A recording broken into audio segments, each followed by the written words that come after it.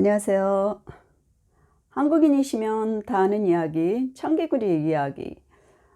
그것은 무슨 메시지를 주려는 것일까요? 청개구리 가정에 청개구리들이 들어야 되는 얘기인가요?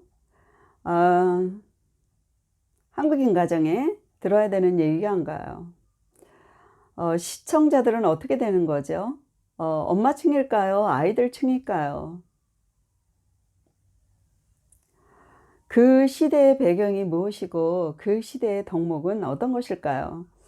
오늘은 이것을 가지고 먼저 질문을 하면서 여러분들과 같이 이야기를 할까 합니다.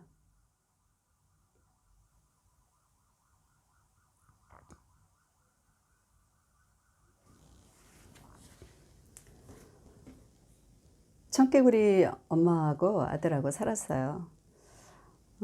엄마는 이 아들 하나를 정말 잘 키워서 훌륭하게 훌륭한 사람으로 인정받는 그런 아들로 키우려고 참 노력을 많이 하고 고생을 많이 했어요. 근데 어떻게 된 건지 이 아들이 말을 안 들어요. 말을 안 듣는 건 둘째고 엄마가 하는 말마다 반대짓만 하는 거예요. 엄마는 처음 이 아들을 가슴 벅차게 기대했던 것이 자꾸 무너지고 실망을 하고 결국은 그러다가 몸져 누웠어요. 아프게 된 거죠. 그런데 엄마가 이 아픈 것에서 이겨내지를 못하고 결국은 숨을 거두게 됐어요. 엄마가 죽기 전에 아들에게 이혼을 하고 싶었는데 엄마는 이 아들이 늘 반대짓만 하니까 아들한테 나를 물가에 묻어달라고 얘기를 했어요. 그러면 산에다가 묻어줄 거다는 생각을 한 거죠. 근데 이 아들은 내가 지금까지 이렇게 엄마 말을 안 들어서 엄마가 속이 타서 속상해서 이렇게 병이 들고 죽으신 거니까 이제라도 내가 엄마의 말을 들어야 되겠다라고 생각을 하고 마지막 말이라도 들어야 된다는 그 마음을 가지고 물가에 가서 엄마를 묻었습니다. 묻고 돌아온 이 아들은 비가 오려고만 하면 엄마를 거기다 묻은 생각이 나고 그 빗살에 엄마 묻은 그 자리가 물에 씻겨 내려갈까 봐 걱정이 돼서 개굴 하고 운다는 이야기입니다. 이게 개구리 얘기가 아니죠. 제가 아까 질문을 드렸지만 개구리 가정 얘기가 아니라 우리 사람 살아가는 얘기를 그 시대의 풍자로 그 시대의 요구적인 말을 한 것입니다. 그 시대에서 무엇을 원했던 덕목인가 그거죠. 그래서 그 시대에 어떤 사람들이 정말 이 말을 들었어야 되는가 그거를 우리가 생각해 볼 수 있는데 여러분들하고 이 얘기를 전개하면서 여러분들이 결론을 내리셨으면 좋겠습니다. 엄마는 세상을 그 당시 세상을 살아오면서 엄마가 접한 문화와 사회 시대적인 그런 모든 것을 엄마의 틀 안에 갖고 있었을 것입니다. 엄마가 생각하는 그 틀은 아이가 이렇게 자라서 이렇게 되는 사람이야 라고 아이에게 그렇게 계속 얘기를 해왔을 것입니다. 그런데 아이는 아이 세계가 있으니까 엄마와 그게 화합이 되지 않는 것입니다. 그러니까 엄마와 아들 사이는 늘 역기능이 엮여지는 거예요. 엄마는 이거고 아들은 이거인 거예요. 그러니까 아이의 시대와 엄마의 시대는 다른 거예요. 엄마가 지금까지 살아온 시대와 아이가 지금 살아가는 시대는 생각이 다른 거예요. 엄마의 가치관과 사고관이 다른 것입니다. 그런데 엄마는 그 틀 안에 아이를 그렇게 묶어놓고 있었던 거죠. 그것을 가지고 사람들은 이해를 못해요. 아들은 계속 스트레스를 받아요. 밖에 나가면 엄마 생각을 해서 네가 그럴 수가 있어? 야, 니네 엄마 생각을 해봐. 엄마가 저렇게 사는데 너는 그렇게 하면 어떻게 되는 거니? 이렇게 사회 환경까지 그 아이를 어떻게 해요? 틀 안에 자꾸 가두게 되죠. 우리 보통 이거 흔히 있는 것입니다. 자, 이런 그 당시에 이 고전의 틀이, 그리고 이 고정된 틀이 참 만연했어요. 중국과 그리고 일본, 한국. 이런 데에 옛날에 책에 이 개구리, 청개구리 얘기가 나온다고 합니다. 한국 민속 대백과 사전에서 제가 컨닝을 했는데요. 중국의 오래된 책에는 이 청개구리 얘기가 여러 군데 삽입되어 있다고 합니다. 확인을 해본 건 아닙니다만. 자, 그러면 우리가 중국 글자를 알잖아요. 사람인자. 그러니까 이거는 어떻게 돼요? 만일에 이것이 이렇게 꽃장 펴주면 사람이 아니죠. 예, 이렇게 돼도 사람이 아니죠. 뭐예요? 다른 거예요. 그럼 이건 사람이란 서로 이렇게 기대고 이렇게 기대면서 사람의 구실을 하는 거죠. 사람은 굉장히 의존적이에요. 사람은 완전한 독립으로 살아갈 수가 없습니다. 사회적으로 살아야 되는데 이 사회적으로 살아야 되는 일에 대해서는 서로가 나의 것을 어느 정도는 공개해야 사회성 있게 살아간다는 거죠. 근데 우리가 이것은 알면서 실제적으로는 우리 개인의 삶에서 적용을 잘 안 합니다. 공동체에서도 잘 적용을 안 하려고 하죠. 참 이 무슨 이렇게 불일치한 일입니까? 이 개구리의 엄마가 참 이것을 더 적용했더라면 우리 아이 이래요. 제가 어떻게 해야 이거를 어떻게 해결할 수 있을까요? 라고 밖에 나가서 좀 누구한테 말했더라면, 아니면 누구 전문의에게 좀 찾아갔더라면 엄마가 멈춰서 눕진 않았을 것 같아요. 죽기까지 그렇게 됐을 것 같지 않아요. 이웃집이라도 와서 아무개 청개구리 엄마 그러지 말고 이리 나와요. 햇빛에 나와서 우리하고 좀 놀아봐요. 아니면 수영을 하든가 이랬을 거예요. 그 엄마 그렇게 있지 않았겠죠.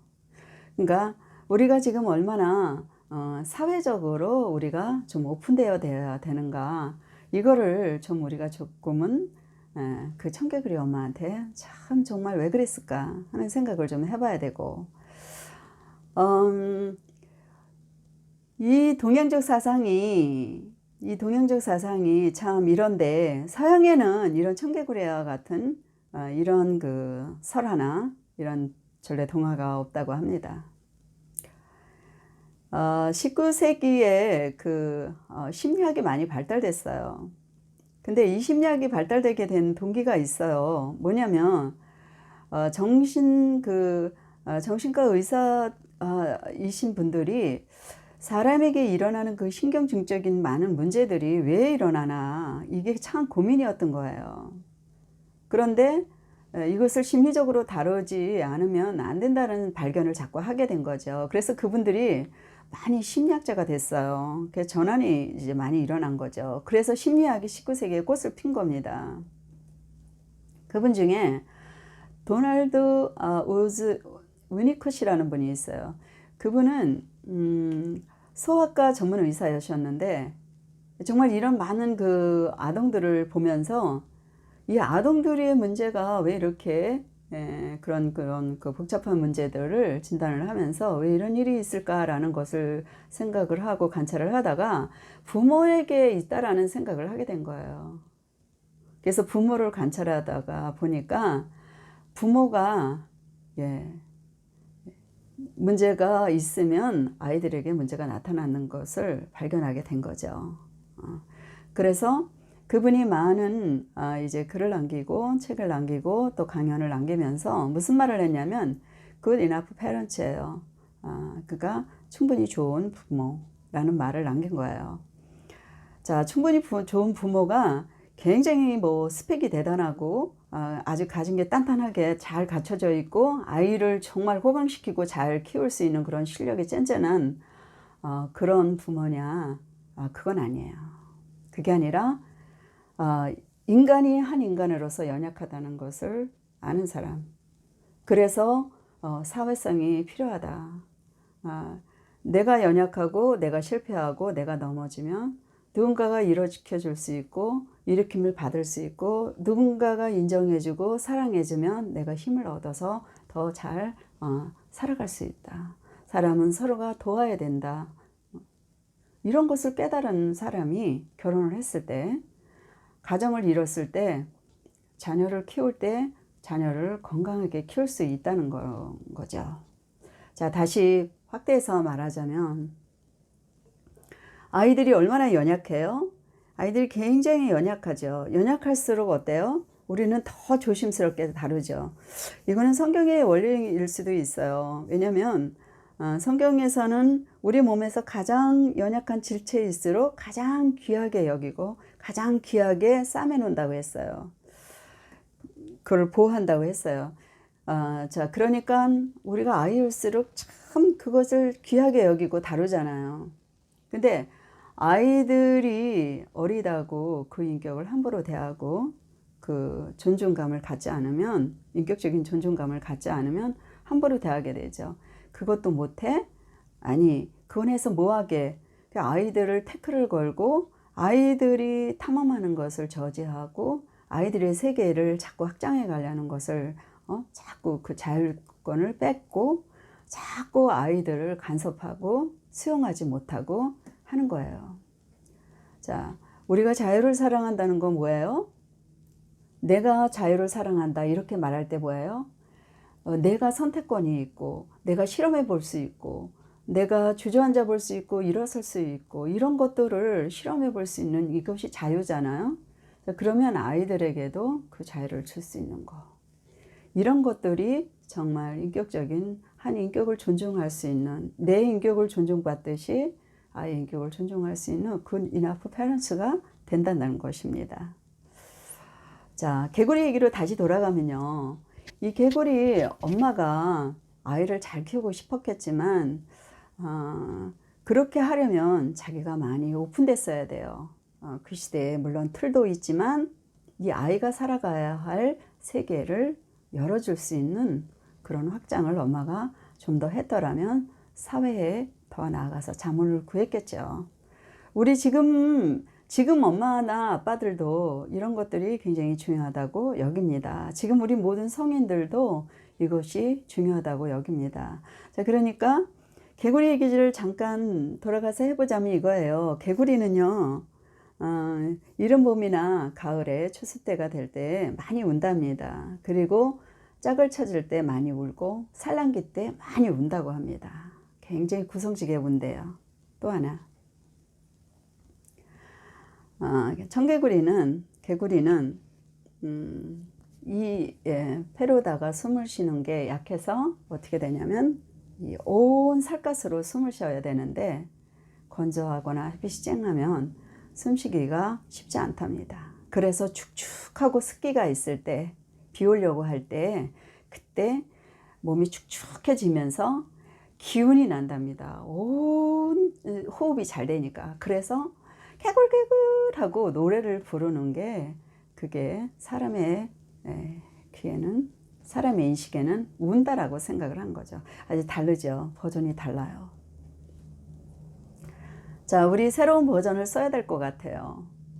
자, 이제 성인층을 위한, 사실은 그 이야기도 성인이 봐야 되지만 새로운 성인들이 볼 뉴 청개구리 스토리가 나와야 될 것 같지 않습니까? 그래서 새로운 교훈으로 우리가 정말 건강한 성인이 건강한 가정을 이끌 수 있다는 걸 새롭게 써내려갈 수 있는 그런 분이 여러분들 중에 나오셨으면 참 좋겠네요. 지금까지 시청해 주신 거 감사하고요. 다음에도 더 유쾌한 것을 가지고 여러분들을 찾아뵙겠습니다. 감사드립니다.